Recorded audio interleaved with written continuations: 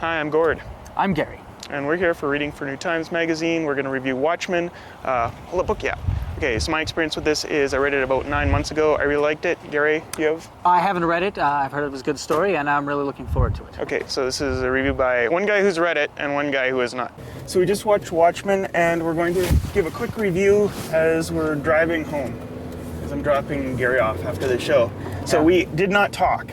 No. We did not talk about the movie. We held our tongues for 10 minutes. Okay, Gary, I'll ask you. What did you think of the movie? It was epic on so many levels. There was action, there was graphics, there was emotions, there was character development, there was plot. But as a guy who just goes out and goes to see a movie, right? Like, I judge all my movies. Is that how you judge movies? Oh yes, a lot of movies these days are they focus on one or two things, and they think they're good with that, they're not. This is an adventure story. Oh yeah, a lot. But that's not on your list because you're like, it's got to have so many things, and I'm like, sex. Well, you didn't mention sex. There was nudity, there was boobs, there was penis. I wasn't expecting to see glowing blue penis. Here's a shot of the penis in the comic book as well. Yeah. So obviously the penis was important to the story, and I know a lot of the girls in the hallway as we were exiting were talking about that too. So. I liked it too. I really did like this movie, but it's not the kind of movie that I go around telling everyone to go see. It's like Batman Returns sort of had that tier where I wouldn't be like telling everyone to go see it because it's like, okay, you got to be up for kind of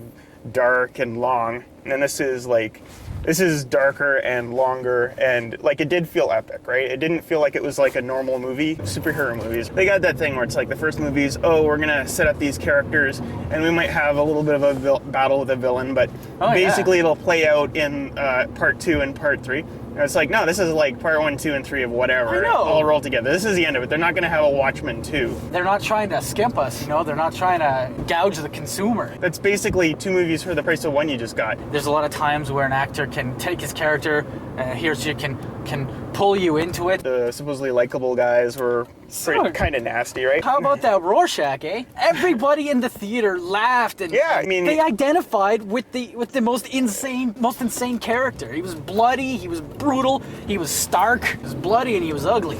And everybody liked him. I think that's the point they were trying to make in the movie, though, that mankind is pretty dirty and pretty ugly. And he certainly proved it if Rorschach was the most popular character in the theater. Yeah, or the theater was packed with crazy fucking people. Okay. Dr. Manhattan, man, he was trying to get a picture of his Crystal Palace. Yeah. It's not really a palace, it's just... I don't even know what the hell it was. It looked like a clock. It was a representation of his structured and ordered, mind. It was a difficult character to connect to because, he was so far removed from humanity. But I've seen a lot. I've seen a lot of, like, androids or robots or things trying to be human, and in a lot of movies and a lot of scenes that Dr. Manhattan really did it well. Omnipotent almost. Maybe because it took me longer to get through the comic. I didn't quite maybe appreciate the way his character changed over time. And just to touch on like changes from the comic book. So no one's going to go into this movie thinking that there's a giant squid at the end. That's like, did you hear that there was no giant squid before you saw it? Or no. I heard some guy talking about it on the way out. Yeah, there's no giant squid. There's no giant. There's one in the comic book. So yeah, I remember that it was like specifically a giant squid that's killing people at the end. Because at the end of the novel, they just show a bunch of dead people, bad squid.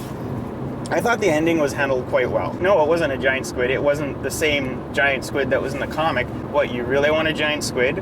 Is the giant squid really better than like some kind of atomic blast? I don't think it's necessarily better. Iron Man is my favorite comic book of all time, and when I saw that, there were some significant changes, but that's not the point.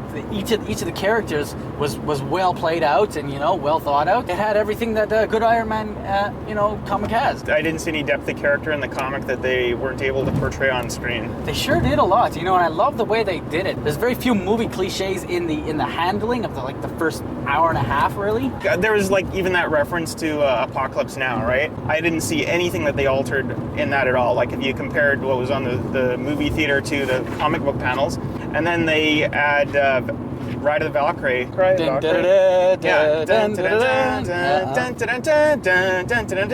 And so it's like the same scene in Apocalypse Now where the Vietnam village is just getting decimated, and I thought that worked. They added more to a scene. You can't hear that in a comic book. This movie was pretty graphic, pretty bloody, pretty sexual. Yes. pretty energetic.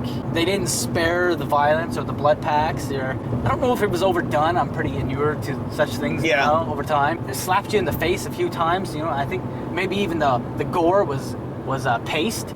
Actually, I'm gonna go see this again. Are you? Probably Friday.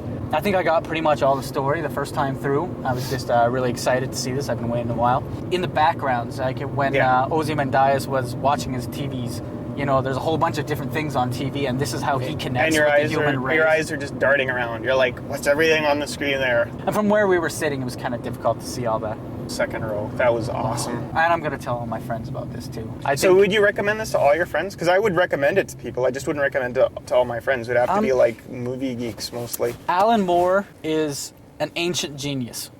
And all of the stories that he's worked on and made and created and been a part of are really good stories. You know what? I don't get what Alan Moore's problem is with his movie adaptations. I loved V for Vendetta, then I read the comic, and I was like, oh, I actually like the movie a little bit more than the comic. What's his problem? Says he's not going to watch the movie adaptation of Watchmen. I don't know if he watched V for Vendetta at all. Obviously, he's a genius and stuff like that. But, dude, what's your problem?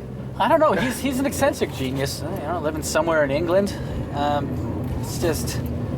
Yeah, living in England is no excuse. There's other people in England that get along with like movie adaptations and they work just fine. Neil Gaiman, man. Zack Snyder directing 300. They noticed this guy's got talent. And just like 300, it wasn't entirely historically accurate because you could see like Nixon only had 2 terms, not 3. Right there, that's a giveaway that they hadn't done their homework. They branched off into like a parallel universe, what would have happened if somebody like Dr. Manhattan was around in the Vietnam War? Well, he said it only took 2 weeks to win it. I would recommend it to most people I know that are like film geeks, right? And they want to see something interesting. And, obviously you're probably a film geek if you're like, yeah, give me a 2.5-hour movie because I want more awesomeness for my dollar. Yeah. But you're going to go see it again in a week. I think I'm definitely going to go see it again, but I would actually wait for the next version that comes out. And nowadays, with the quality of home viewing, right, Blu-ray, it's like, I know eventually I'll be owning this on Blu-ray. Yeah. So probably my second viewing will be when they come out with a 3-hour version on Blu-ray. It'll be a long time before I see a movie twice in the theater. I have to see this again, and I have to see it as soon as possible. I have to start piecing it together and how often do you see a movie twice in a row then? Because you could be an insane person that sees a movie twice in a row all the time, and that would not be an indication of quality. No. Heath Ledger's performance as the Joker inspired me to come back and see it again. Okay. It was just so off the wall. When I saw it the first time, I had to see it again. It was a rare movie that comes around that I have to see again, and I'm going to say this one's right up there. But then I generally have good reviews of most movies because I don't usually see shitty movies. And there you go. Okay, so any last thoughts? Do you want to do like a number rating or something like that? Any sort of numeric quantifier? It was one of the best written superhero movies I've ever seen, and I've seen a lot of them, even DC. Character development, plot. It was a pretty convoluted plot, but not too convoluted, you can understand. Attention factor, I was pretty rapt, so I'd have to give it a pretty high. Just give me a fucking number, God! I need a number. 10 out of 10. 10 out of 10? Yeah. Okay. I don't see anything wrong with the movie.